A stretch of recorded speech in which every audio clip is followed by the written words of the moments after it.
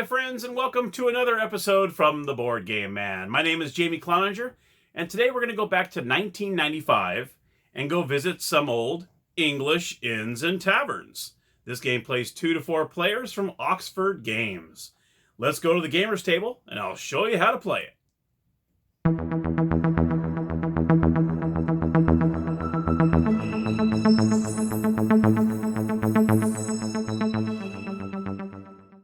Okay, welcome back to the gaming table, and here is the game board for inns and taverns, and what you see on here are 25 famous English pubs, inns, and taverns. Now the object of the game is to grab up as many of these beer mats as possible, and these are actually really nice. They almost feel like regular coasters. When you go to Above or Par, they throw the coaster on there, you put your drink on it. It feels just like it. They have a beer mat for every one of these on the board. Now, to make it easy, if you can follow the arrows, this is the trail you'll be going. So you kind of go up and around like a swirl. All right. There are numbers on the bottom of the beer mats as well. So if you have them, I went ahead and put these all in order. And what you do is you'll put one on each one that corresponds to it. See the bell, you put on the bell, the red lion goes on the red lion, and so on. So I'll place them all facing towards the camera. That way you can read them all. So this is the first thing you do, is you're going to lay them out, follow the arrows. So, bear in, Wolsey, the queen's head, dog and the duck, And this is what you do, is you lay them all out, like so. Now you have all 25 on the board with the name of the pub, inn, or tavern. Now each player will have 6 chips.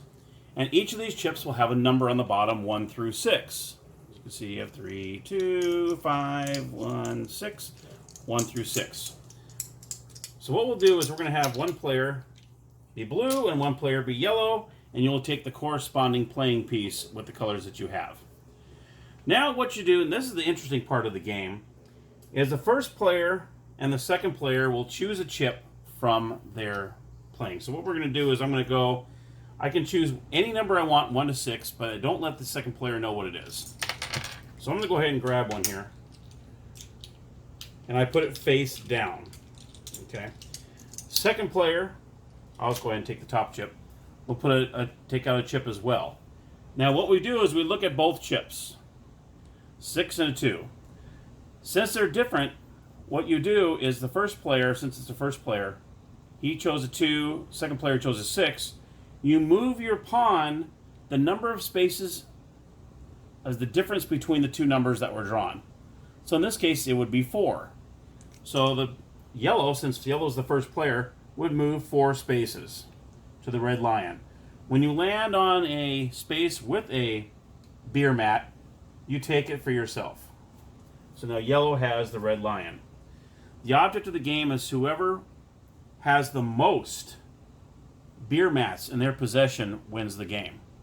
Now the trick is, the first person that makes it to lion and lamb says time, and at that point they pick up any of the beer mats that have not been taken throughout the game. So you guys are going, you guys are moving, and now you can use, you can move forward or backwards. So see how I did a 4 there, and say next my turn comes next, and the difference of the 2 tokens are 2, I can go backwards 2 if I wanted to. Or I can move forwards 2. So you can either more forward or backwards, either way you want to go. So let's do another. Now after you do the first round, these 2 chips are set aside. You do not use them again until you go through all 6 chips. Then you put the 6 chips together and you start over. So now it's player 2 turn. So I'll just take the top. I'll take the top of this. And what we got, is 1 and 1. That is a tie. That means that's 0, so that means the blue token will not move.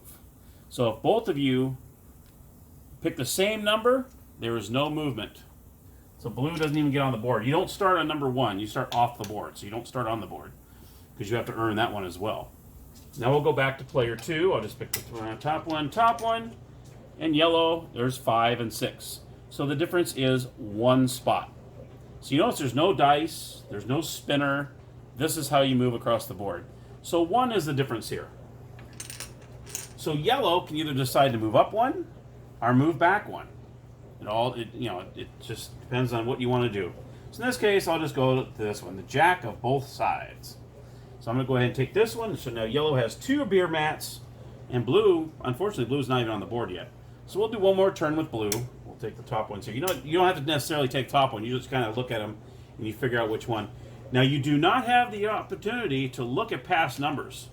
You can't go, okay, what did yellow choose? What did blue choose? That's why you put them face down, because you don't have you cannot look back at the tokens that are already taken. So you kind of have to remember what numbers the other player pulled.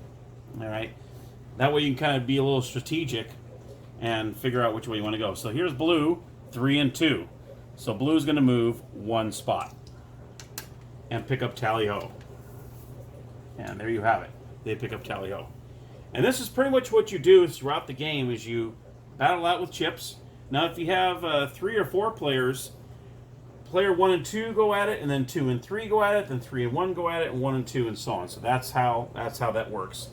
Until you make it all the way to 25. Say along the way, most of these are picked up, but like I said at the very beginning, once you get to Lion and Lamb, you pick up that beer mat, and then you pretty much say time, and then that's when everyone will count. Well, actually, the person that made it here first picks up any of the beer mats that were not chosen throughout the game. So if there's a few out there that are still remaining, you get all those. The numbers on the bottom do not necessarily mean points. Like I said earlier, 2, 3, 4, like on the bottom. Those are just kind of helping you where to put them. It's the total number of beer mats total. So it doesn't matter what the number is. If you land on a spot, obviously, say the next letter, the number that the blue gets is 1, 2, 3. Obviously, you don't get anything because that beer mat is already taken. And what was really cool about this is these are the instructions. Really nice instruction booklet. It actually opens up and it folds up. If you're ever curious about the history of the pubs and the inns and taverns, they actually have a whole open out page here right in the middle. It tells you the history of each one of them in here. The story and how they came about and why it's named the way it's named. It's fascinating. I think this was really great. I haven't read them all yet. I read a couple of them, and they're really interesting stuff. So that's kind of nice that they have a fold out, because they are real. These are not made up names. These are actual pubs, inns, and taverns. And that's pretty much it in the most part. Just first person that makes it here picks up all the unused ones, and whoever gets the most beer mats wins the game. And there's another episode in the books. Thank you so much. I hope you enjoyed Inns and Taverns. And until next time, keep on gaming.